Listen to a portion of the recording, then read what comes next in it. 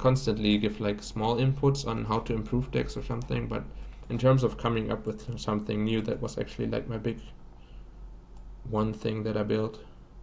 So definitely Gurmag Angler is a centerpiece of my Pauper success. No, I didn't have Forbidden Alchemy. My first build had Accumulated Knowledge and then Mental Note and Thought Scar as the only self-mill. And I tried out a bunch of enablers that were more all-in. For example, Tolarian Winds. But that was not working out. Playing Tron and Pauper. 1 second.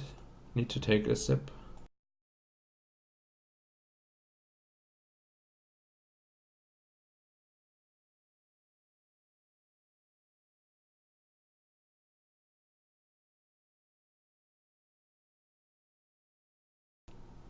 Okay, back to your question.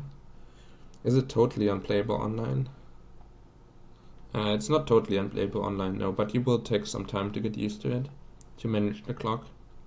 And I already discussed that I'm not a fan of Rolling Thunder in a clockless time, in a clockless environment. Like if you never have to watch your clock, then I would not play Rolling Thunder, but I think it's necessary on Magic Online to make sure that you can close out games in time. And I would practice the deck a lot to get used to the timer, but I think you should never be losing to time once you got the hang of it, or almost never. Like the only times I lose to time are when I'm streaming, which slows you down because you like answer chat instead of just playing as quickly as possible. And well, I enjoy it more than like the little bit of extra winning I would get from not timing out, but like that's one of the reasons you could be timing out. And also in matchups where you're like losing anyways and the matchup takes forever, and closing out games where you're losing takes forever, then it might get delayed so much that you end up timing out instead of just losing the match the regular way. For example, against Blue-Red Delver, that's often the case. If you're behind against Blue-Red Delver, it might still take 20 turns for you to actually die, and then maybe you time out like 5 minutes before you would have been lost. But I don't really think there's a lot of matches decided by time once you're comfortable playing it.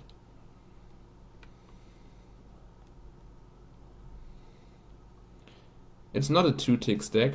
I have like 11 snow basics. Those are expensive Hello Tech. And also I don't think it's particularly good, no. I've been quite disappointed with it. I was pretty impressed by the deck building aspect of it, and I felt like it was well built, but it has been underperforming pretty severely. So at the moment I would not recommend. I think there's some changes you can make to the sideboard to make it a little better. Maybe even in the main deck. I would be interested in adding Oubliette.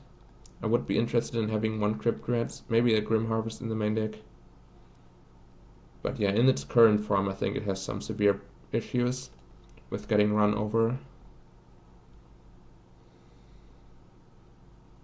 Yeah, I have basically practiced with years and years of Ghostly Flicker Cloud of Fairies, so that I'm very comfortable with Ghostly Flickering and I never time out. So yeah, as long as you don't have like connectivity and lag issues, and as long as you practice your deck, you should be alright with Tron as well.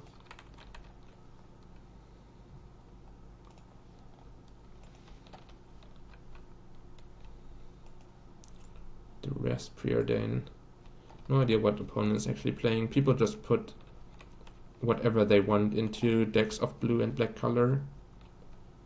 Like there's probably like 50 to 60 different cards that people deem playable in blue-black, and they combine them in any random way. There's like 10 different creatures: Augur, Seagate, Moldrifter, Gurmag Angler, Stormbound Geist, Chittering Rats, Mnemonic Wall, Archaeomancer, like a bunch of stuff that you can play there. And like the rest is a pretty uncommon main deck inclusion, but yeah, people are just creative when it comes to blue-black and don't tie themselves down to any kind of deck building scheme that other people like previously established. Okay, looks like some kind of blue-black alchemy. Well, there's alchemy in it, but even alchemy can still combine with like a wide range of other cards.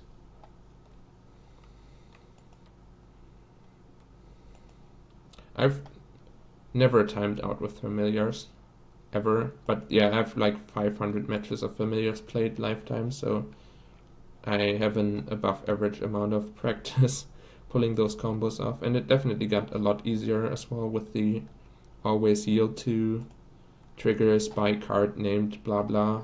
Like this, I guess I need a triggered ability, but like doing that makes it a lot easier than having to always click through your mnemonic wall triggers and all that.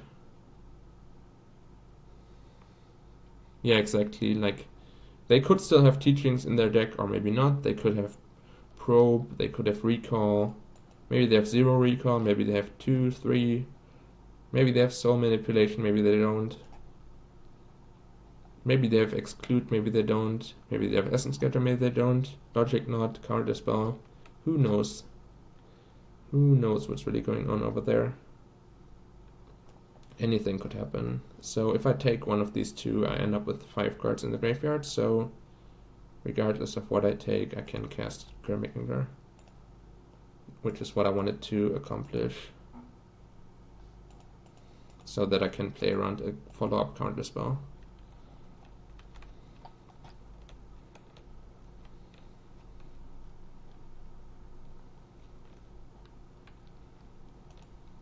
Also, the mill kill is actually faster than like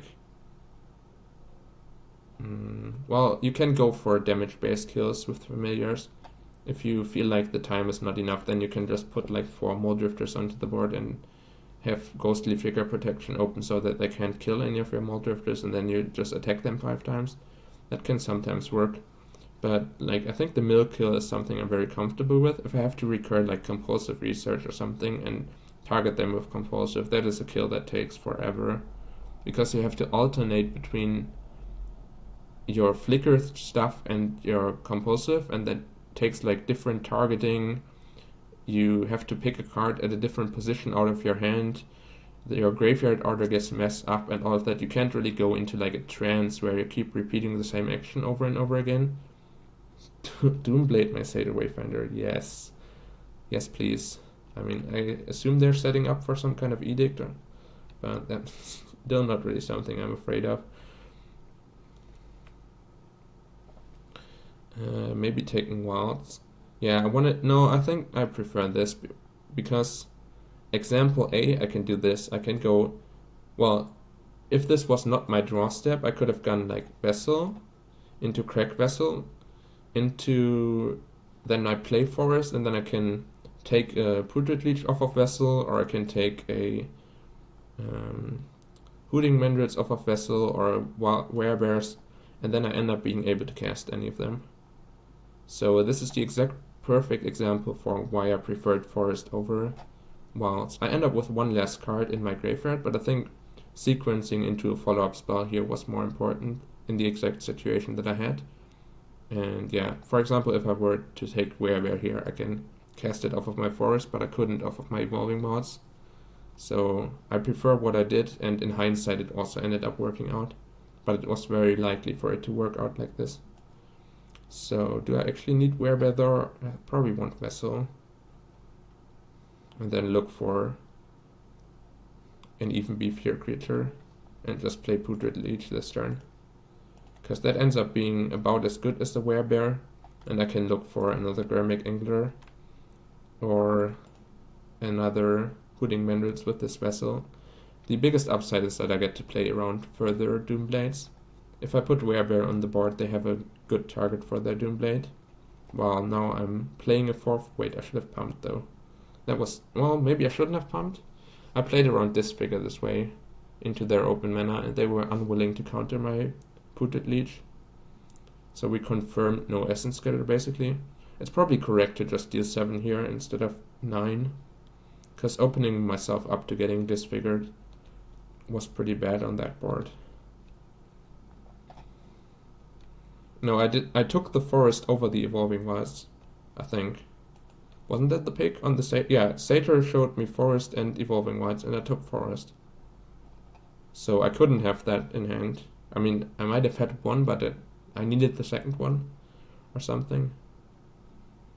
Like, I definitely needed all of my lands this turn. So whichever land I picked, it was better than the Evolving Wilds on that turn. Well, now attacking into the Moldrifter is kind of going to force me into running into this figure. Or at least it might. Well, let's figure out first what I get.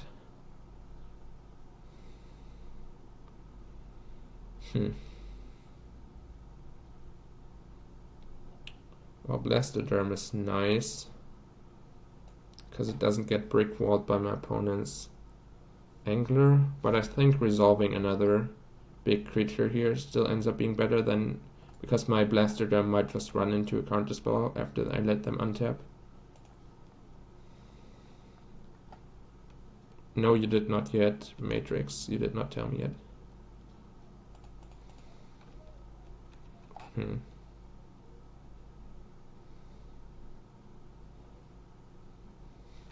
If I pump here, they can take less damage but lose their Molder. I think I'm pumping here first, see if they disfigure. And then I save my other leech. And then if they let this resolve, I have to figure out whether I want to pump here at all. Okay, yeah. So that was basically what I wanted to accomplish. That I get to keep one of the leeches and kind of 2-for-1 them by killing their Moldrifter and keeping my leech. I think that's slightly better for me than getting 5 damage in and killing their Moldrifter is slightly better for me than getting 9 damage in and their Moldrifter still being on the board. Seems pretty obvious because the Moldrifter can block the Angler next turn, I think. Also, this protects me from Ghostly Figure shenanigans.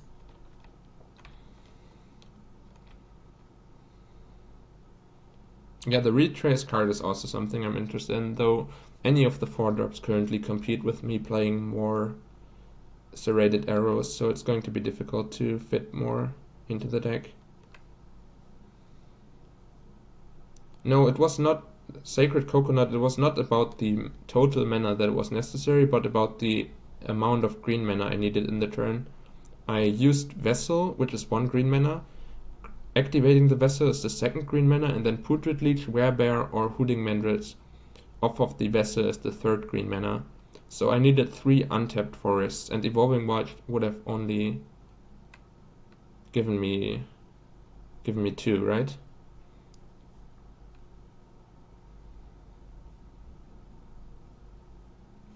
It is definitely a small difference. Also, maybe I overlooked that I could have Evolving Wilds the previous turn, and that's what you're going on about. And maybe I'm wrong there. I'm not certain. Angler is painful, because now I need to figure out whether I want to attack with everything and put them basically dead. But I get wrecked by Disfigure or Doomblade pretty hard. Or I play around those by attacking only with the Angler. Let's see if they let, say, the Wayfinder resolve or not. That gives me some info. Because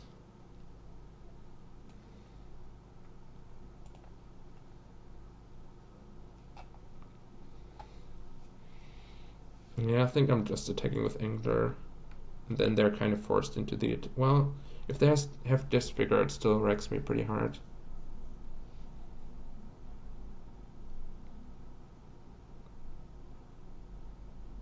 Yeah, I thought he was talking about the turn after, but maybe I missed it. It's possible that I could have Evolving Wilds for Forest. Yeah, I was thinking like 1 turn later where it was no longer a possibility, because that turn the Evolving Wilds would have punished me. But yeah, it probably is correct that I could have just Evo Wilds for the Forest. So this figure wrecks me no matter what I do. Though I guess they can... Against this figure they can block here, and if I pump they take 5 and eat these 2, and if I don't pump they take 7, but I lose this one for free. If I attack with just this, they can disfigure it and block here and get like keep their Gurmag Angler. Doomblade, I attack with everything they block here. Doomblade this, go to 4. And I lose both. If I just attack with this, it plays around Doomblade. Against Recall. Yeah, I think I'm just attacking with the Angler, but this figure is still super painful. Hope this is a trade and not eating my creature. But yeah, I didn't have a good way to play around this figure. This might still be the lowest downside play against it, I'm not certain. Because I only lose one of my creatures, and I'll still have like a threatening board position where opponent has to sit back. But yeah, in these types of board situations, I'm always disadvantaged because they're better set up to top deck and like.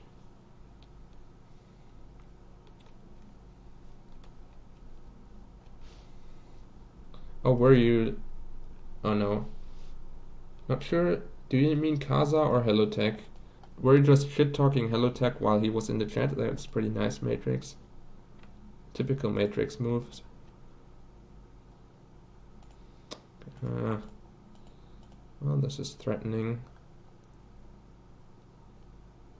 Though very likely to get countered. They had counter spells stuck in their hand for basically. Oh my. I was gonna say, I even was considering saying it, like I should have played my land for Mana League, and then I was in my head, like, I literally thought, like, no one plays Mana League in Pauper, I don't have to point out a mistake when there's 0% chance of it getting punished. And then it ends up getting punished. What the hell? Who plays Mana League in their blue-black deck? What the fuck? Well, that was awful by me.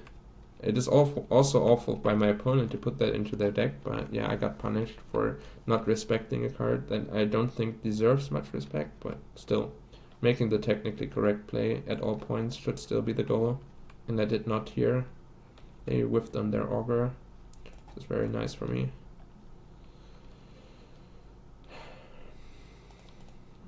It's not a meme deck. It's like the 3rd best deck in the format or something, and much better than the 4th best deck in the format. So I'm not sure I would call it the meme deck. Okay, let's play around Mana League. And now I get counterspelled, as is tradition. Or so manipulated, I guess. Yeah. Well, that might be costing me the game. I really need to draw Chainer's Edict for this kind of board stall.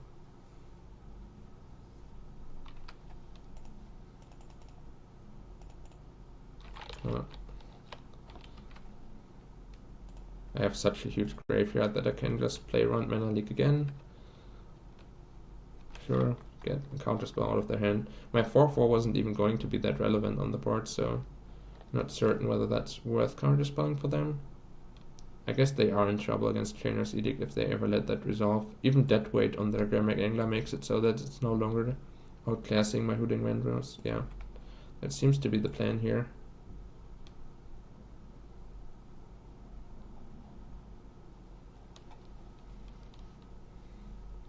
No, I don't. I mean, it's pretty powerful, but it is true that people misplay against it horribly, for sure. Now I attack and they recall the dead weight and I get completely wrecked, but yeah, don't really see the point in waiting. My deck is worse in top deck, worse than theirs. They can just top deck like Moldrifter and the game insta ends, so yeah, and if they disfigure my guy, then it's still just a 1-for-1 trade. It seems fine. It's better for me than if they block here and disfigure this one. Doomblade, sure. I mean, that's bad for me, but I get the Angler off of the board, maybe. Wait, what?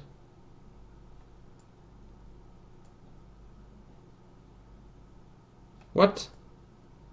Hey, what happened? They Doombladed my guy and then...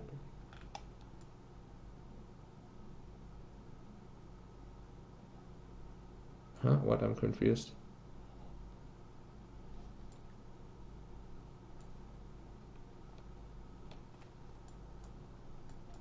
Oh, this is just a bug? Like, how do they have an Angler?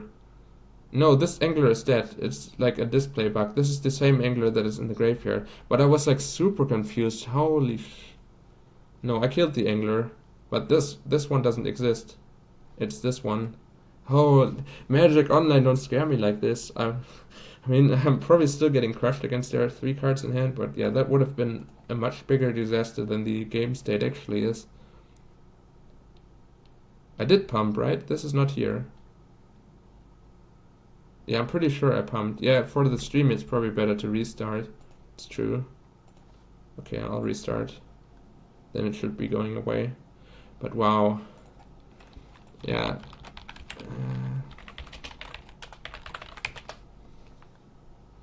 Well, probably the same people selling Palace Sentinels at 17 ticks, because if you're selling them at that price, why would you not price them there? Yep. Well, I guess back-to-back top 8s makes the card more expensive. Sorry for that contribution to the Pauper format, but...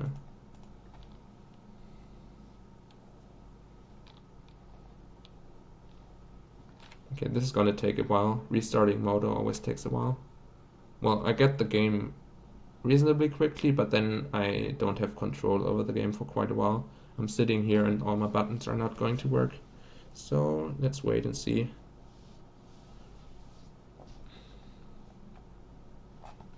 I was not aware that it went up to 22 tickets, but I bought my 4th one before the last challenge. Maybe I should have bought more, but I can't really expect to back-to-back right away, right?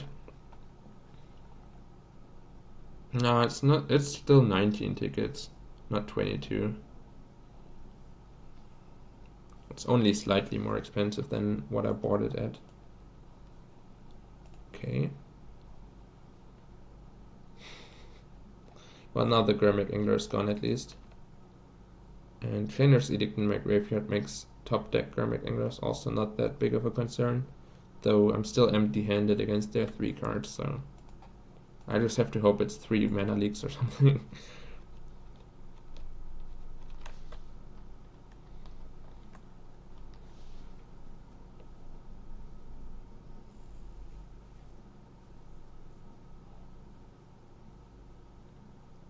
Yeah, sorry about that. I didn't know you wanted some.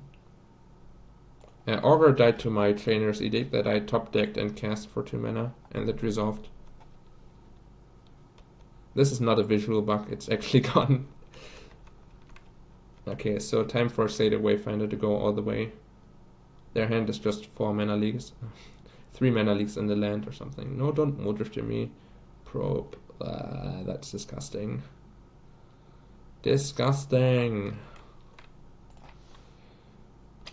Yeah, that's the problem. We can't really be top decking. Yeah, I cast the Trainer's Edict as I decided to restart Modo, and then it resolved while Modo was restarting, because I F6'd after casting it. So it was easy to miss. Satyr beats once again, trying to take it home. I think I have enough cantrips in my deck that I can run this out, though I guess with 13 cards in my library I might even be unable to cast and crack like Vessels or something at some point. The first one is still castable, but after that I'm just putting myself at too much of a risk of milling myself out.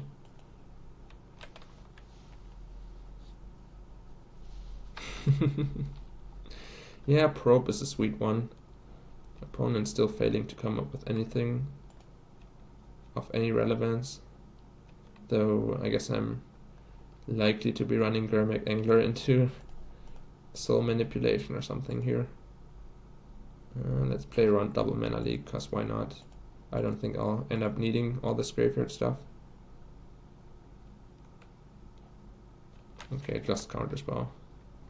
Well, that's their 3rd Counterspell. We have to get through them at some point anyways.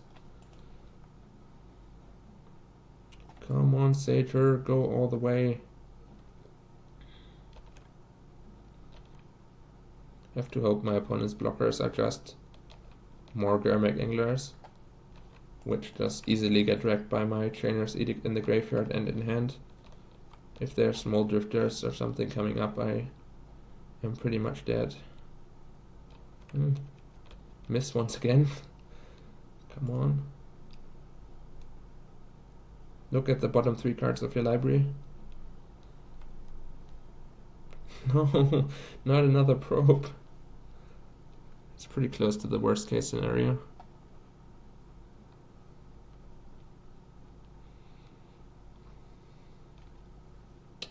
Damn you, opponent.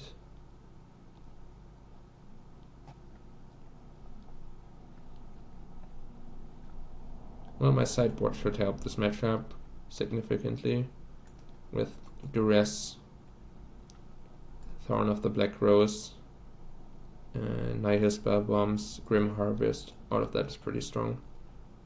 But yeah, I think we missed our opportunity here. They turned their useless lands that they had stuck in their hand into actual business now with the probes. Oh. Well, I guess I no longer really have this one covered, because not only does the Augur provide some Trainer's Edict protection, but also my Trainer's Edict might run into Mana Leak. Yeah, I'm like 1 mana short of playing around it. I don't think I can afford to Satyr Wayfinder, so let's just hope they don't Mana Leak me.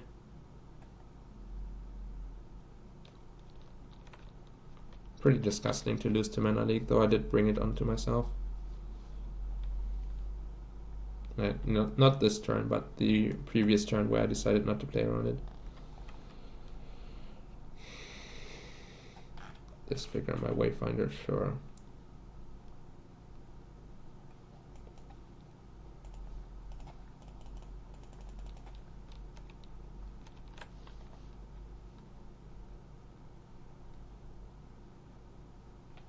Fourth counterspell, sure.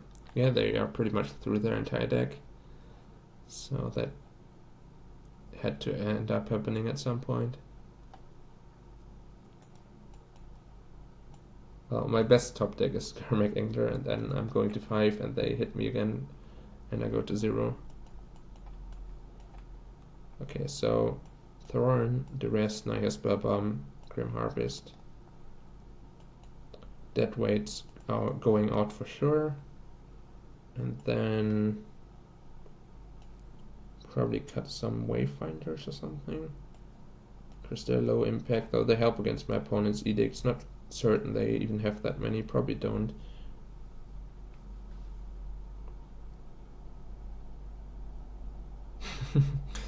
Yeah, Rancid Earth can be decent against, but it's only good against Bounce Land. I'm not certain.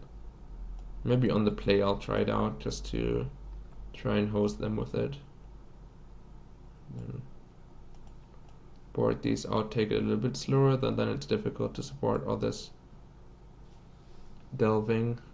Maybe cut one of the Mandrills because it gets outclassed by Angler on my opponent's side, though. I mean, the same is true for all my cheaper 4/4s, but at least they're lower down the curve. Sure.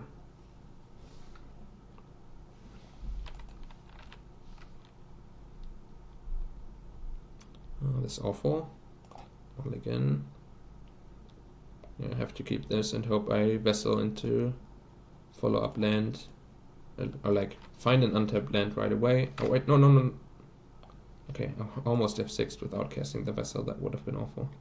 Okay, so I have to find my second land right away. I think with a Scry and a draw step and all that, we're favored enough that it's better than a random 5 card hand, but I still might just end up not casting any more spells. Well, I'm going to be casting in Nihil Spellbomb, that's for sure. Well, there we go.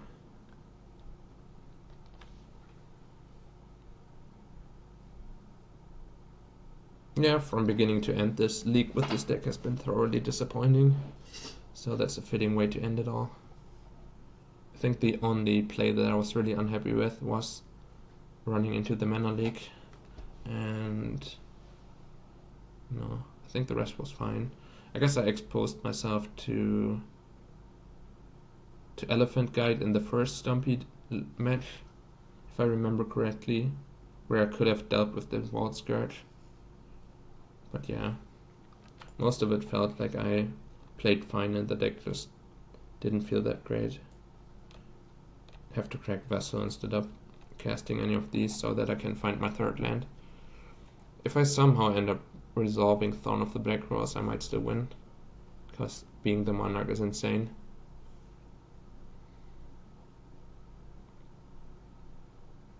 That's a card that was not in the original build of this deck that I was happy about having added. And yeah, I still think Oubliette has something that has a lot of potential. But it doesn't really interact well with the graveyard stuff. It just interacts well with Vessel and Commune finding enchantments, allowing your removal spell to also be found by those, which is the original reason that they put Deadweight into the deck, because it's an enchantment that gets, or it's a removal spell that's also an enchantment. But I think you have to go a little bit further so that you can answer a big creature. You can't just be like looking at a 5/5 and never winning. I get that you're trying to have your own 5/5s against theirs, and that like you don't necessarily need to kill every big creature if you have big creatures of your own. But that's just not really how it works. Like if they have a 4-power Vault Scourge, then you can't just be unable to win. That's way too devastating.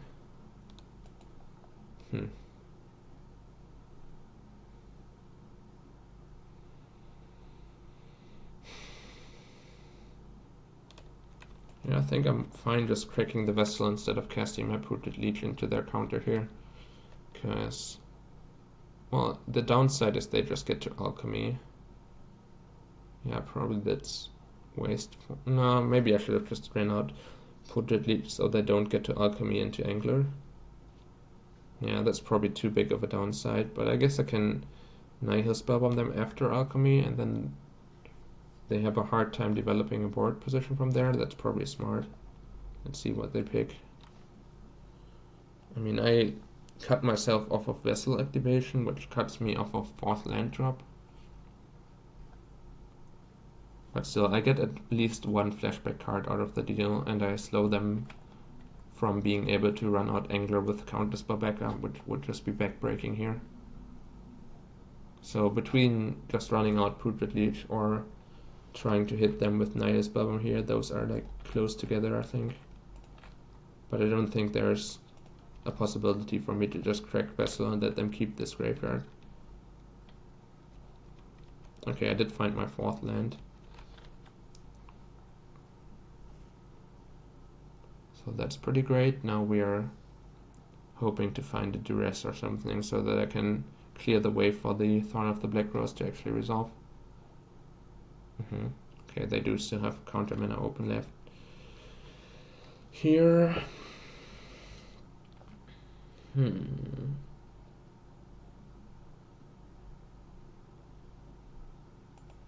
I guess I'll Putrid Leech and then try to cast Garmic Angler and Thorn of the Black Rose in the same turn so that I can use the Angler as a counter bait, and then this is the one that I actually want to resolve.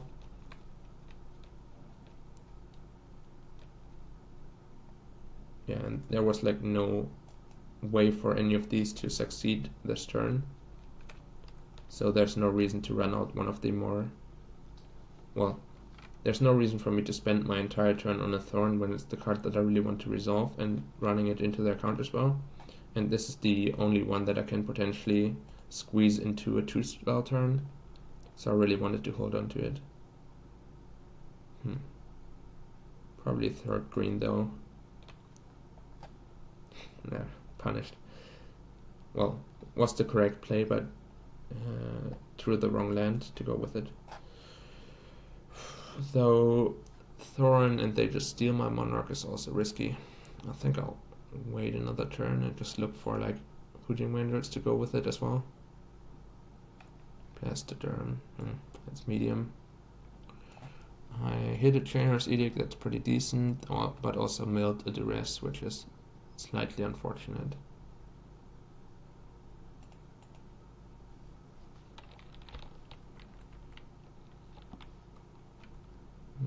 Maybe should have kept open green so that I can run out Hooting Wanderers. Okay, there's my 2nd Chainer's Edict, so I did get a lot of like graveyard value. Maybe I should have also played this. Yeah, probably was better to just like... I didn't want to vessel into a land, of course. I would have much preferred to hit a real card off of it, but at least I should have kept myself the option open of cracking vessel, taking a land because there's nothing else that is offered to me, and then playing my tapped land instead of running out a basic already.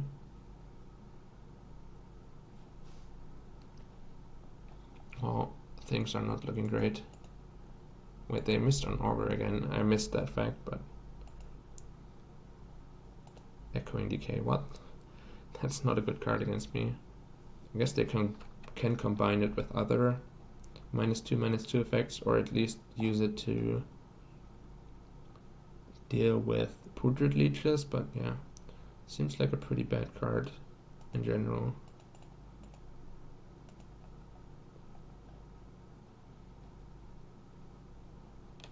Okay, they're just countering whatever. I don't think that they really needed to counter this. Now I get to resolve a much better card. Maybe they have some edict of their own or something, so that Angler was not much a concern. But then Blastoderm was also unlikely to truly be a concern. Not sure. Like, Blastoderm is something that they can easily just chump block with Augurs a few turns and then it goes away by itself. The Angler sticks around, they need a real answer for it. So that seems more scary. Muldrifter is annoying though, because now they already have a board that is way too big, and yeah, well, got crushed from beginning to end. We beat one player, but yeah, this deck, I do not recommend this deck in its current form to anyone. There goes my duress. I guess Grim Harvest is pretty nice. Milling that has some potential.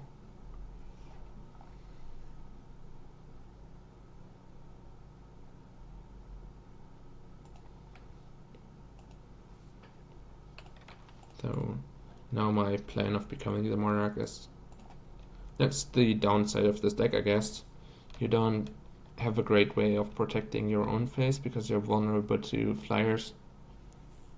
And we only have like the one Leaf Crown right to really deal with that aspect. And otherwise you just have to draw enough dead weights and... Oh, well, that's pretty perfect for me, actually. I mean, it looks like I played into their Echoing Decay, but I get to recover here, so...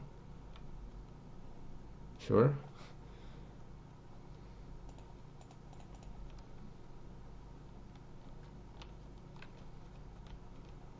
So hopefully I can Grim Harvest my way out of this. I'll just take that as a compliment. Good night. Trainer's Edict, okay. Slightly unfortunate, but I still get to Grim Harvest back the Gurmag Angler. Or some other threat, depending on what I really want. That's quite the swing turn though. Dealt with both of my creatures and ran out their own Gurmag Angler.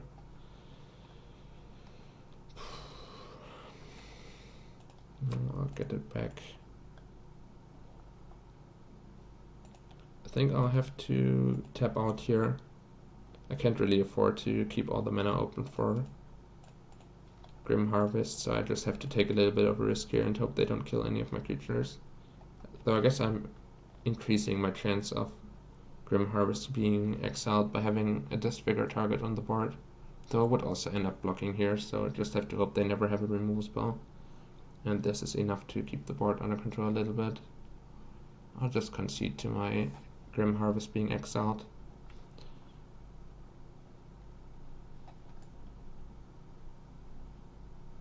So yeah, blue Angler decks go over the top of us in card advantage. Tron locks us out of the game. Stumpy overruns us.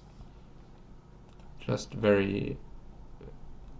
like various weaknesses to this deck. Okay. I'm out of here.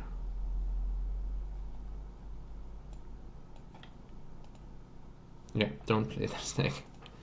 And I'll play something good for now to